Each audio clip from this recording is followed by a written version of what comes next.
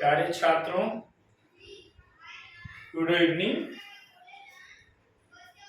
आज हम लोग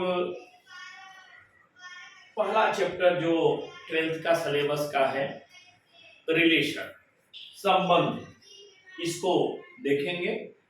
प्रोडक्ट बेसिस पे हम लोग देखे थे कंटिन्यूटी, 3 लेक्चर कंटिन्यूटी का हुआ था। मैंने अब सोचा कि प्रारंभ से इसको शुरू करते हैं, रिलेशन से शुरू करेंगे अब हम लोग। तो देखते हैं, अब हम लोगों के सिलेबस में टॉपिक जो है संबंध का तुल्यता संबंध है।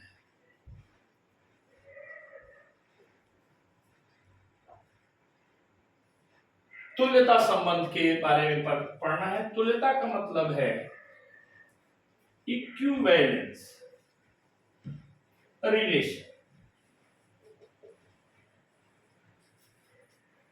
तो फर्स्ट ऑफ ऑल हम लोग देखेंगे कि तुल्यता संबंध अर्थात इक्विवेलेंस रिलेशन किसे कहते हैं। तो प्यारे छात्रों, तुल्यता संबंध उसे कहते हैं, उस संबंध को कहते हैं जिसमें 3 बातें हैं। पहला, वह संबंध स्वतुल्य हो। दूसरा, सममित हो। तीसरा, संक्रमक हो। अर्थात किसी रिलेशन को इक्विवेलेंस रिलेशन तभी कहेंगे जब वह रिलेशन क्या हो, रिफ्लेक्सिव हो। रिफ्लेक्सिव अर्थात स्वतुल्य, सिमेट्रिक हो अर्थात सममित हो। तीसरा, ट्रांजिटिव हो अर्थात संक्रमक। तो कभी कभी डिफिनीशन ही पूछ देता है कि तुल्यता संबंध को परिभाषित करिए।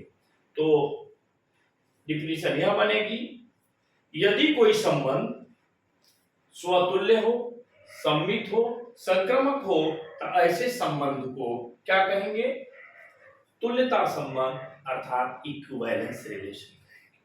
अब एक एक का हम लोग डिफिनीशन देखेंगे कि क्या होता है सिमेट्रिक, क्या होता है स्वतुल्य, क्या होता है संक्रमक। अब इस पर हम लोग कम से कम 2 लेक्चर रखेंगे। आज हम लोग देखते हैं कि सममित क्या होता है। सममित संबंध, सममित संबंध अर्थात सिमेट्रिक रिलेशन। सिमेट्रिक रिलेशन, सममित संबंध का मतलब यह है कि मान लीजिए कि एक व्यक्ति है, एक दूसरा कोई, एक एक्स व्यक्ति है और दूसरा कोई वाई व्यक्ति है। एक्स और वाई के बीच में, एक्स और वाई के बीच में जो संबंध हो वही वाई और एक्स के बीच में भी होना चाहिए। अर्थात एक्स और वाई के बीच में जो रिलेशन हो वही रिलेशन वाई और एक्स के बीच में होना चाहिए। तो ऐसे संबंध को हम लोग कहेंगे कि रिफ्लेक्सिव। मान लीजिए कि राम और हो गए लक्ष्मण, तो राम और लक्ष्मण में भाई का संबंध है। किसमें, राम और लक्ष्मण। राम और लक्ष्मण में कैसा संबंध है, भाई का संबंध है। उसी तरह से लक्ष्मण और राम में क्या है, भाई का संबंध। मतलब एलिमेंटों को हमने आगे पीछे किया तो संबंध में किसी भी प्रकार का अंतर नहीं आया। राम और लक्ष्मण में किस तरह का संबंध है, भाई का। तो लक्ष्मण और राम में भी क्या संबंध है, भाई का। तो ऐसे संबंध को हम लोग कहेंगे कि वह सममित संबंध है। एक और उदाहरण देखते हैं। मान लीजिए राम है और ये दशरथ। तो राम और दशरथ के बीच में क्या है, राम क्या कहेंगे दशरथ को, पिता कहेंगे। लेकिन दशरथ राम को क्या कहेंगे, पुत्र कहेंगे। इसका मतलब पिता और पुत्र के बीच में जो संबंध होता है वो सिमेट्रिक नहीं हो सकता, सममित नहीं। तो कहने का अर्थ हुआ कि अगर 2 एलिमेंट है, दोनों इसमें अगर संबंध है तो इसको आगे पीछे भी कर दिया जाए, एलिमेंट को अदल बदल करके भी रखा जाए तो किसी प्रकार का अगर संबंध में अंतर ना आए तो ऐसे संबंध को हम लोग क्या कहेंगे, सममित संबंध कहेंगे। सिमेट्रिक रिलेशन कहेंगे। इसको कैसे परिभाषित करेंगे? यदि x और y के बीच में एक संबंध है, x रिलेटेड y, तो y और x में भी एक संबंध, वही संबंध होना चाहिए। x और y में जो संबंध है वही संबंध अगर y और x में है तो ऐसे संबंध को हम लोग सममित संबंध कहेंगे। For every x y belongs to a, मतलब जो x y है किसी समुच्चय a के अवयव है। दूसरी भाषा में ऐसे भी लिखा जाता है कि अगर x y, इसका मतलब यही हुआ कि x और y में एक संबंध है, यदि ऐसा है तो y और x भी में भी वही संबंध होना चाहिए।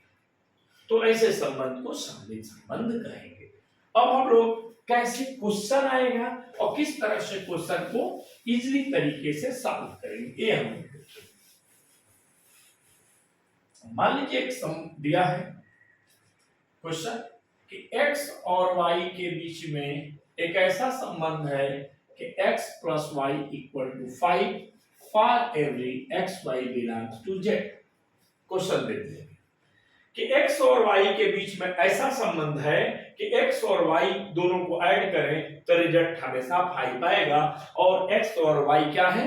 एक पूर्णांक। अब इसको सॉल्व करना है कि सममित है या नहीं। अब कैसे सॉल्व करेंगे?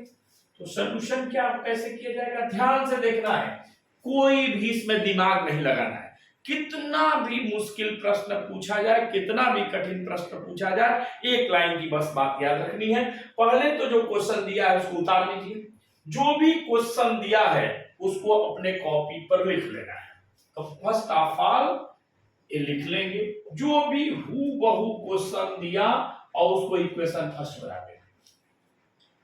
पहला काम है, कुछ नहीं दिमाग लगाना है, पहला काम क्वेश्चन राइट डाउन, क्वेश्चन उतार।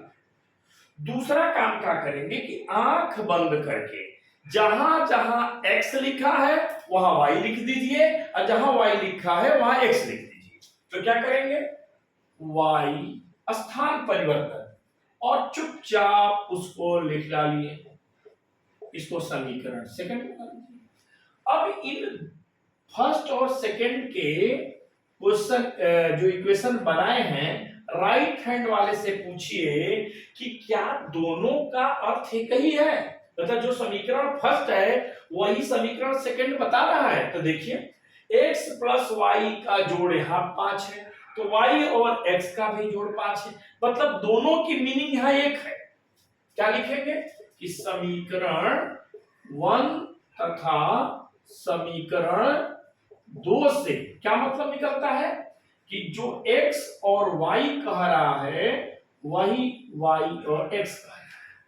देख लीजिए ध्यान से, पहला क्या कहा, x और y में संबंध कि x प्लस y की वैल्यू 5 है, तो दूसरा भी कह रहा है कि y प्लस, तो y प्लस x और x प्लस y एक ही चीज होता है। तो जो x प्लस y में संबंध है वही संबंध y और x में है, अर्थात ये संबंध R क्या है, सममित। इंग्लिश में देख लेते हैं, क्वेश्चन दिया, पहला काम इक्वेशन बना लेंगे, दूसरा काम करेंगे कि y के जगह पे x, x जगह पे y लिखेंगे। अब ये देखेंगे कि इक्वेशन फर्स्ट और इक्वेशन सेकंड का राइट हैंड साइड क्या एक ही चीज कह रहा है, तो एक ही चीज कह रहा है, तो राइट डाउन कर लेंगे कि x related y implies that y related x, अर्थात it means R is symmetric. एक और क्वेश्चन देखते हैं,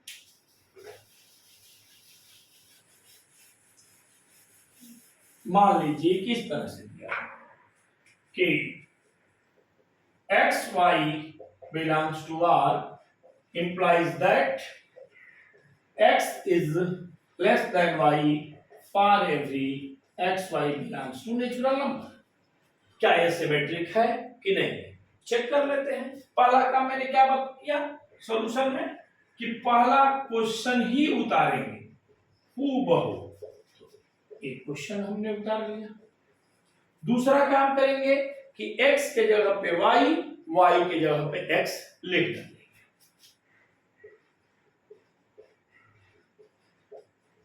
ठीक है, अब इक्वेशन सेकंड तैयार हो गया।